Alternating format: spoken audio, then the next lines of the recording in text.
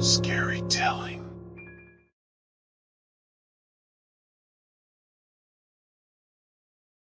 I had always been a bit of a thrill seeker, but I never thought my adventures would lead me to this. It started out innocently enough. I was out for a late-night bike ride, enjoying the cool air and the sound of the rain on my skin. But then, I saw her.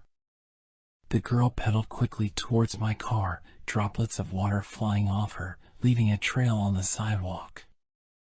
I could see that she was soaked to the bone, her clothes clinging to her like a second skin.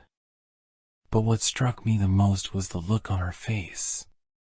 It was one of pure terror, as if she was being chased by something. I didn't know what to do. Should I offer her a ride? Call the police? But before I could make a decision, she veered off the sidewalk and into the river. I heard a splash, and then she was gone. I should have left it at that. I should have gone home and forgotten about it. But something about the girl, something about the way she looked at me, stayed with me. I couldn't shake the feeling that there was more to her story than met the eye. So I went back to the river the next day, hoping to find some answers. And that's when I saw her again. She was floating face down in the water, her hair spreading out around her like a halo. I hesitated for a moment, but then I waded into the river and pulled her body to the shore. It was a mistake. A terrible, terrible mistake. As soon as I touched her, I could smell the rotting flesh. Her skin was cold and slimy, her eyes clouded over with death. I recoiled, dropping her body back into the water, but it was too late. The damage had been done. For the next few weeks, I couldn't escape the smell of death. It followed me everywhere, seeping into my clothes, my hair, my skin. I tried to ignore it, to tell myself it was just my imagination, but it only got worse. I started having nightmares, dreams of the girl's ghost haunting me, calling out for revenge. And then, one night, I woke up to find her standing at the foot of my bed. She was just as I had seen her before, soaked to the bone, her hair dripping with water. But now, she was holding something in her hand. It was a locket, and as she opened it, I could see a picture of her and her family inside. "You shouldn't have touched me," she whispered, her voice echoing in the darkness. I tried to scream, to run, but I was paralyzed. All I could do was watch as she disappeared, leaving the locket behind on my pillow. I knew then that I had made a terrible mistake. The girl wasn't just a victim of circumstance. She was a vengeful spirit, and I had disturbed her rest. But it was too late to turn back now. I was in too deep. And then, just when I thought it couldn't get any worse, I received a letter in the mail. It was from the girl's family, thanking me for finding her body and returning it to them. They had no idea what had happened to her, but they were grateful for closure. Closure. That was the last thing I wanted. Because as I looked at the locket in my hand, I knew that I would never be able to escape the girl's ghost, no matter how hard I tried. She had become a part of me, a part of my nightmares and my reality. And as I looked out into the dark, rainy night, I knew that she was still out there, lurking in the shadows, waiting for her revenge.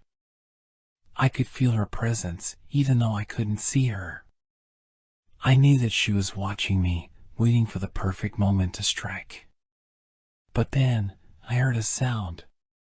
It was a soft, almost imperceptible sound, like the fluttering of wings. I turned towards the window, and that's when I saw them. Hundreds of moths, their wings beating against the glass, trying to get inside. It was as if they were trying to tell me something, to warn me of what was to come. And that's when I realized that the girl wasn't the only vengeful spirit haunting me. There were others, too, all of them seeking retribution for crimes that I had committed or had failed to prevent. I was trapped, surrounded by ghosts that I had unleashed, with no escape in sight. And as I looked at the locket in my hand, I knew that I would never be able to make things right. The drowned girl was just the beginning. There were many more spirits waiting in the darkness, biding their time until they could exact their revenge. And I knew that I would never be able to rest until I had atoned for my sins, until I had made things right. But for now, all I could do was wait and pray that the ghosts would spare me for just one more night.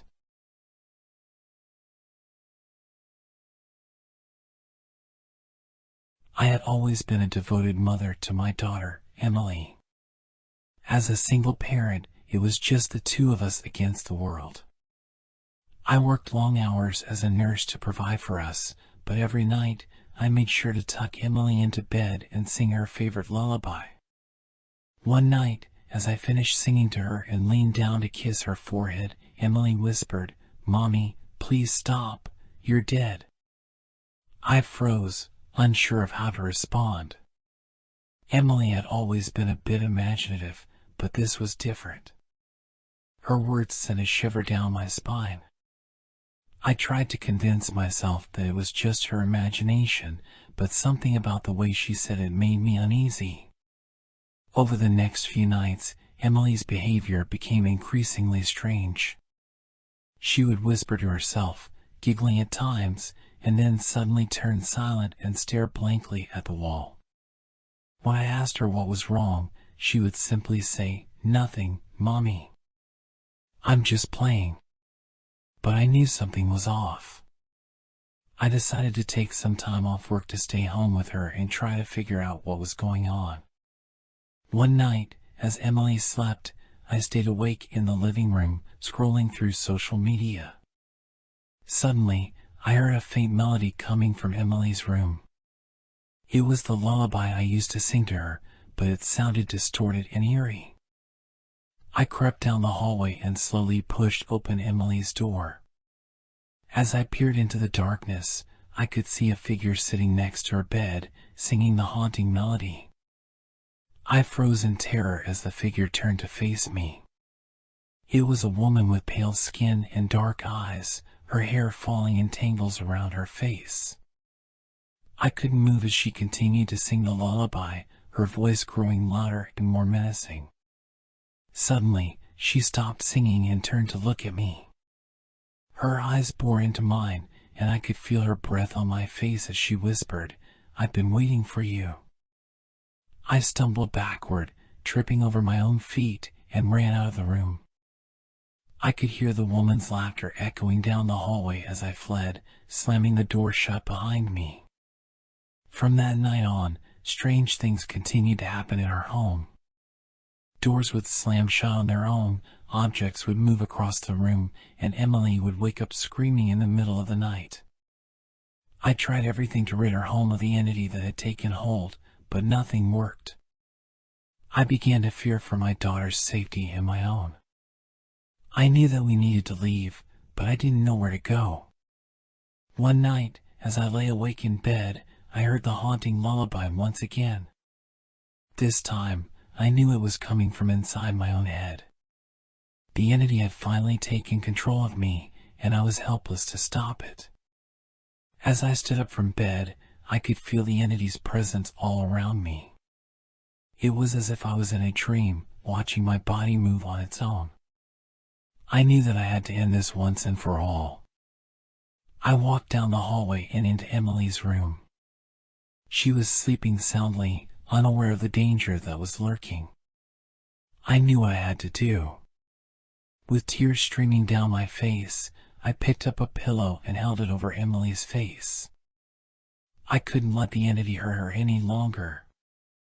As I pressed down, I could hear the entity's laughter in my head, taunting me. But just as I was about to suffocate my own daughter, I heard a voice in my head. It was my own voice, strong and determined. "No," I said aloud, dropping the pillow and clutching my head. "I won't let you control me anymore." The entity's laughter turned to screams of frustration as I pushed back against its hold on me. I closed my eyes and focused all of my energy on breaking free. When I opened my eyes again, the entity was gone. Emily stirred in her sleep, and I collapsed onto her bed, sobbing with relief. It took some time for us to recover from the trauma, but eventually we were able to move on. We left our old home behind and started fresh in a new place. But the haunting lullaby stayed with me, echoing in my dreams and haunting my every waking moment. I knew that I had come too close to losing myself to the entity's control, and I vowed never to let it happen again. Now, every night, I sing a new lullaby to Emily, one that I've written myself. It's a reminder that we can always find our way back from the darkness, as long as we have each other.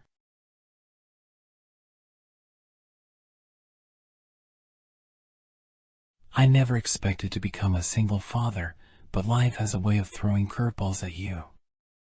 After my wife passed away in a car accident, I was left to raise our 2 children, Emma and Jack, on my own. It wasn't easy, but we managed to make it work. One day, after dropping the kids off at their mother's house for the weekend, I received a call from the hospital. They informed me that my wife had been in a serious accident on her way to work and had passed away. I was devastated. How was I supposed to tell my children that their mother was gone? I gathered myself together and drove to their mother's house, preparing myself for the difficult conversation. As I walked into the house, Emma and Jack ran up to me, excited to tell me all about the fun day they had just had with their mother. My heart broke as I looked at their innocent faces, knowing that I had to tell them the truth. I sat them down and broke the news as gently as I could. They were both in shock, unable to fully comprehend what had just happened. We cried together for hours, holding each other tight. Over the next few weeks, the kids and I struggled to cope with our loss. Emma and Jack would often talk about their mother as if she was still alive, telling me about the imaginary conversations they had with her. One day, while the kids were at school, I heard a knock at the door. When I opened it, I saw a woman standing on my doorstep. She had long black hair and was wearing a red dress. I couldn't see her face, but something about her made me uneasy. "Can I help you?" I asked. The woman didn't say anything, but instead held out a piece of paper. It was a drawing that Emma had made of her mother. The woman handed me the drawing and then walked away without saying a word. I tried to shake off the strange encounter, but it lingered in the back of my mind. Later that night, I was awakened by the sound of someone whispering my name. I sat up in bed, but there was no one there. I assumed it was just my imagination and went back to sleep. The strange occurrences continued over the next few weeks. I would hear footsteps in the hallway at night, and objects would move on their own. I tried to convince myself that it was just my grief playing tricks on me, but deep down, I knew something was off.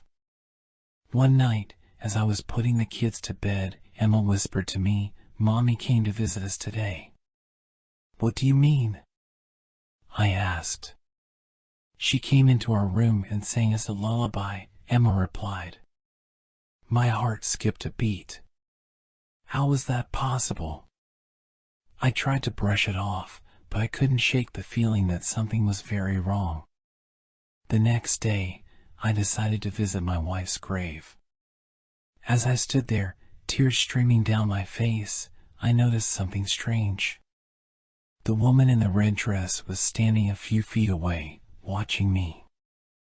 I approached her, my heart pounding in my chest. "Who are you?" I demanded. The woman turned to face me, and for the first time, I saw her face. It was my wife. But that wasn't possible. She was dead. "Please," she said, her voice barely audible. "I need your help." I didn't know what to do. Was I hallucinating? Was this some kind of cruel joke? As I stood there, frozen in shock, my wife disappeared before my eyes. I fell to the ground, sobbing uncontrollably. From that day on, I was haunted by my wife's ghost. She would appear to me at random times, always asking for my help. I didn't know what to do, and I felt like I was losing my mind. One day, I decided to seek the help of a paranormal investigator. He conducted an investigation and discovered that my wife's spirit was stuck in the mortal realm because of unfinished business. She needed closure. The investigator suggested that we hold a seance to try to communicate with her and help her move on. I was hesitant, but I was desperate to find a solution. During the seance, my wife's spirit appeared once again. She told us that she had always felt guilty for leaving us and had regretted not being able to say goodbye. She begged for our forgiveness. As we sat there, tears streaming down our faces, we forgave her. We told her how much we loved her and how much we missed her. With those words, my wife's spirit finally found peace. She disappeared before our eyes, and I felt a weight lifted off my shoulders. After that night, the strange occurrences stopped. It was as if my wife's spirit had finally found the closure she needed to move on. Although the experience was terrifying, it brought me and my children closer together. We were able to find peace and closure, knowing that my wife's spirit was finally at rest.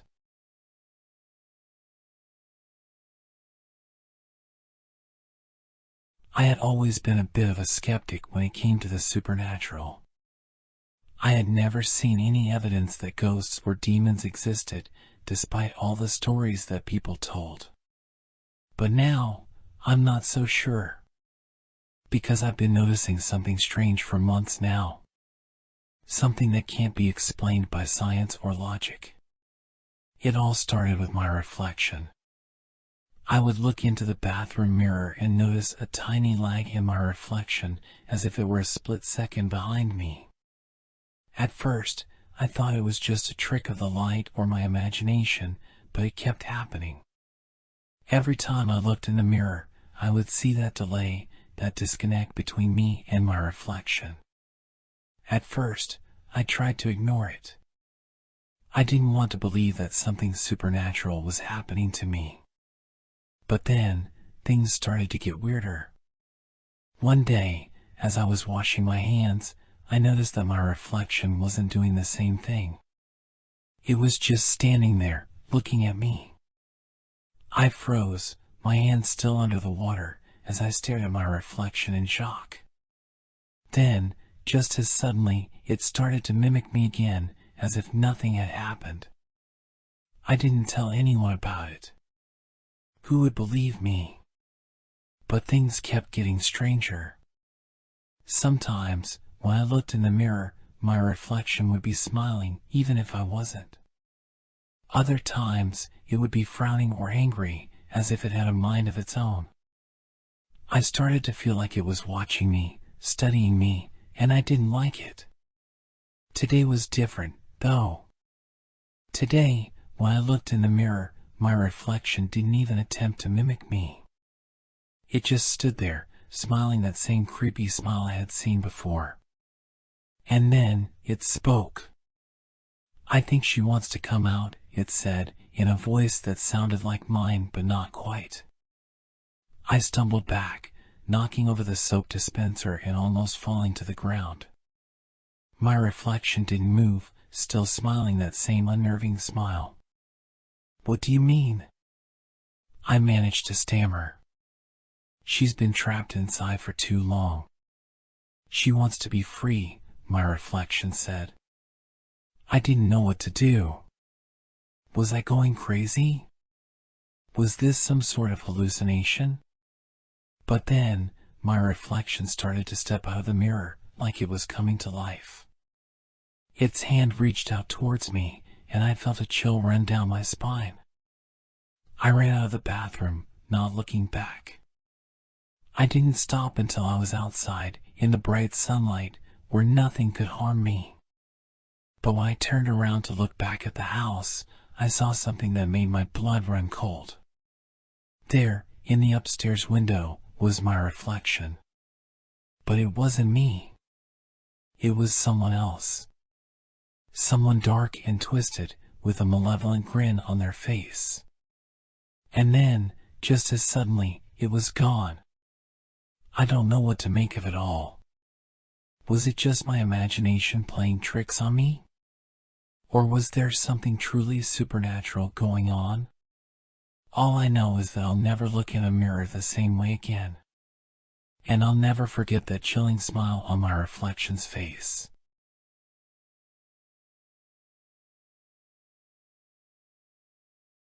I never thought I'd be in this position. The position where my daughter's boyfriend came to ask for her hand in marriage. It was a bittersweet moment. On one hand, I was happy for her. She had finally found someone who loved her as much as we did. On the other hand, there was a nagging feeling at the back of my mind, a feeling that something wasn't quite right. You see, our daughter had been missing for over a year now. It had been a nightmare, searching for her day and night, never giving up hope that we would find her. But as the months went by, that hope slowly faded, replaced by a gnawing fear that she was gone forever. And then, out of nowhere, her boyfriend showed up at our doorstep, asking for her hand in marriage. It was a shock, to say the least. We had no idea he was even still in contact with her, let alone planning to propose.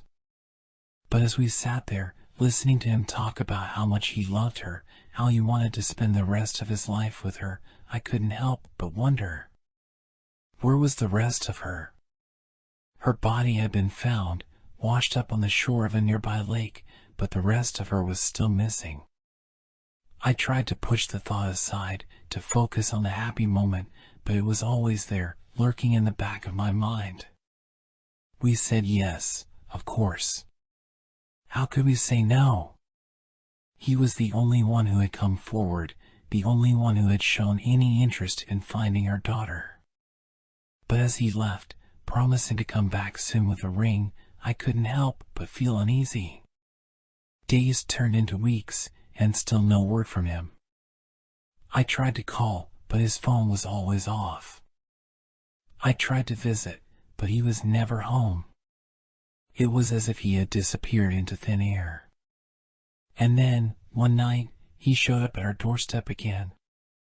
But this time, he was different. He was nervous, fidgeting with his hands, avoiding eye contact. "I need to tell you something," he said, his voice shaking. "Something about your daughter." My heart raced. This was it. This was the moment we had been waiting for. "She's alive," he said, and my heart sank. "What do you mean she's alive?" I asked, trying to keep the panic out of my voice. "She's not whole," he said, his eyes darting around the room. "There are pieces missing. I didn't mean to hurt her, I swear. It was an accident. But I didn't know what to do. So I cut her up." My husband and I sat there in stunned silence. It was like a nightmare come to life. Our daughter was alive, but she was missing pieces. "What did you do with the rest of her?" I asked, my voice barely above a whisper. "I buried them," he said, his eyes filling with tears. "In the woods. I'll take you there. Please, just don't call the police. I'll explain everything."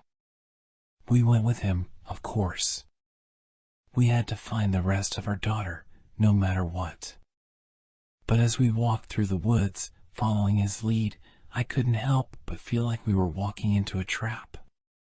And then, we found it. The spot where he had buried her remains. We dug them up, piece by piece, tears streaming down our faces. Our daughter was gone, but at least we had her back. Or so we thought. Because as we walked back to the car, I noticed something. Something that made my blood run cold. Something that made me realize that our nightmare was far from over. Our daughter's boyfriend was smiling. A sinister, twisted smile that made him look like a completely different person. "Thank you for helping me find her," he said, still smiling. "I've been looking for someone to share my love of anatomy with, and your daughter was the perfect specimen." It was like a punch to the gut. The man we had trusted, the man who had promised to find our daughter, had been the one to harm her in the first place. And now, he was gloating about it, relishing in the horror he had inflicted upon our family. I don't remember much after that. I think I blacked out. But when I came to, the police were there, and her daughter's boyfriend was in handcuffs. He had confessed to everything, and they had found evidence of his other crimes in his home. Our daughter never got the chance to marry him, but at least she had justice. And for us, the nightmare was finally over. But the memory of our missing pieces would haunt us for the rest of our lives.